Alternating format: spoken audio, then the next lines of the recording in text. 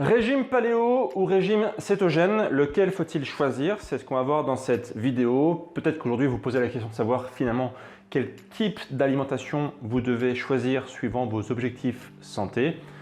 Aujourd'hui, je recommande principalement deux types d'alimentation. L'alimentation paléo, qui pour moi est une des meilleures alimentations et l'expérience montre qu'effectivement ça permet de mettre au silence beaucoup de soucis de santé et de rester en bonne santé pour très longtemps. Et on a le régime cétogène qui lui aussi apporte énormément de bienfaits sur la santé, qui permet lui aussi de mettre au silence beaucoup de pathologies. Du coup, lequel choisir? C'est ce qu'on va voir en détail tout de suite.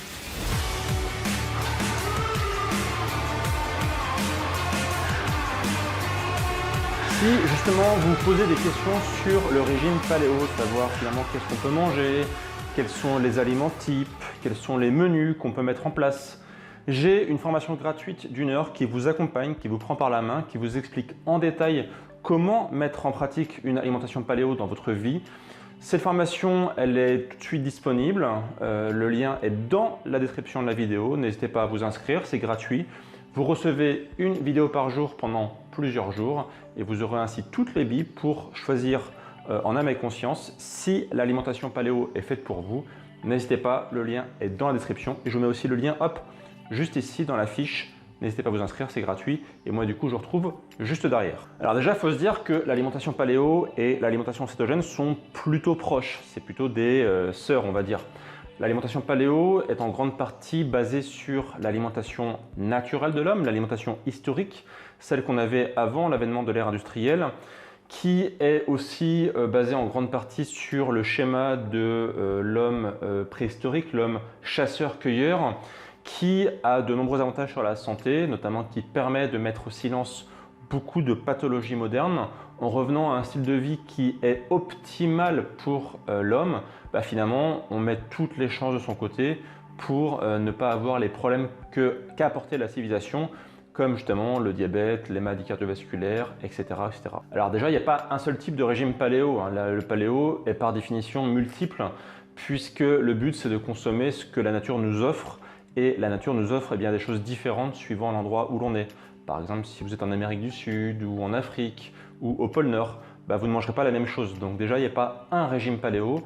Le régime paléo est un modèle tel que Mark Sisson le définit dans son livre, justement, le modèle paléo. Ensuite, en mangeant paléo, vous allez justement consommer des produits naturels comme des légumes, des fruits, des poissons, de la viande, des oléagineux, des œufs. Et vous allez mettre de côté les céréales, le sucre, le lait de vache et tous les produits raffinés transformés, les produits hyper transformés qu'a apporté le monde moderne. Résultat, beaucoup de pathologies disparaissent. Moi-même, par exemple, j'ai soigné mon acné, j'ai soigné mon allergie, j'ai soigné mes problèmes digestifs et j'ai aujourd'hui aucun problème de santé et c'est ce que rencontrent aussi les personnes qui mettent en place le régime paléo. Le régime cétogène, lui, est assez proche de la philosophie paléo avec la grande différence qui est basée sur les glucides.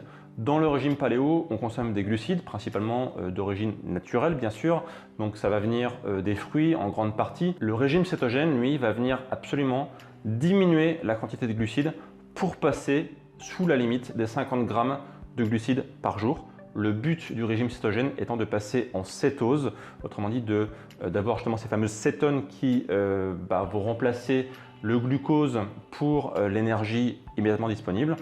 En changeant de filière énergétique, vous allez avoir pas mal d'avantages sur votre santé. Vous allez perdre du poids, vous allez diminuer les marqueurs de l'inflammation, vous allez faire du bien aussi à votre cerveau. Bref, la liste des avantages du régime cétogène est assez longue là aussi. Ce n'est pas le but d'en parler ici, mais clairement, il y a beaucoup d'avantages à passer en mode cétogène. Et je le recommande moi aussi pour certains élèves qui viennent me voir, qui ont des problèmes de santé précis, comme par exemple du diabète, ou qui peuvent avoir des problèmes aussi au niveau du cerveau, comme justement des migraines à répétition par exemple. On montre aussi que le régime cétogène a beaucoup d'avantages dans le cadre de la lutte de maladies comme le cancer par exemple. Il y a un livre d'ailleurs que je vous recommande qui est le régime cétogène contre le cancer, qui vous explique comment justement on peut vaincre le cancer, comment on peut aider le corps à lutter contre le cancer, en mettant toutes les chances de son côté, en diminuant la quantité de glucides qu'on incorpore au quotidien, en diminuant justement toute cette énergie qui va servir en grande partie à alimenter les cellules cancéreuses.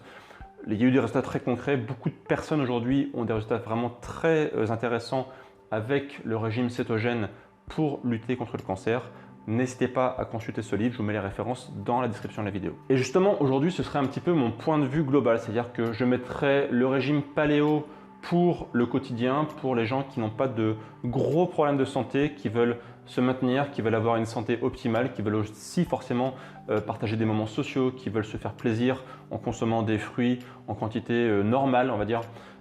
Parce que le problème du régime cétogène, c'est qu'avec 50 grammes de glucides par jour, c'est compliqué de consommer beaucoup de fruits. Clairement, vous allez vraiment optimiser votre alimentation sur les lipides. Donc si vous souhaitez consommer des fruits, par exemple dans le régime cétogène, ça va être très limité. Par exemple quelques baies par-ci, par-là, ce sera souvent suffisant. Alors dans le paléo, on peut consommer 2-3 fruits par jour sans aucun souci. Donc pour ceux qui veulent consommer une alimentation, on va dire, presque normale, le paléo est pour moi idéal. Et pour les personnes qui ont des pathologies plus ou moins graves, le régime cétogène est là très optimal, qui permet d'avoir des résultats très rapidement et pour moi est la meilleure alimentation qui permet de lutter contre beaucoup de maladies de civilisation. Donc aujourd'hui, moi ce que je recommande aux personnes, c'est d'aller vers le régime paléo en mode vraiment optimal, c'est-à-dire ne pas consommer trop de glucides non plus. Le but, c'est pas d'avoir un régime paléo très riche en glucides, mais de se maintenir à moins de 100 grammes de glucides par jour.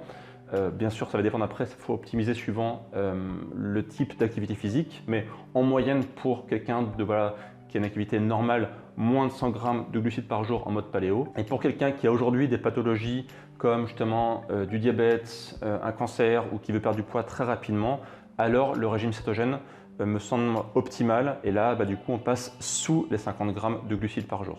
Bien sûr on peut mixer les deux, avoir des journées paléo, des journées cétogènes ou faire un régime paléo-cétogène qui est un peu plus compliqué mais qui est faisable dans certains cas. Le plus important aujourd'hui c'est de mettre en face de vos objectifs santé l'alimentation qui va justement permettre d'atteindre vos objectifs santé.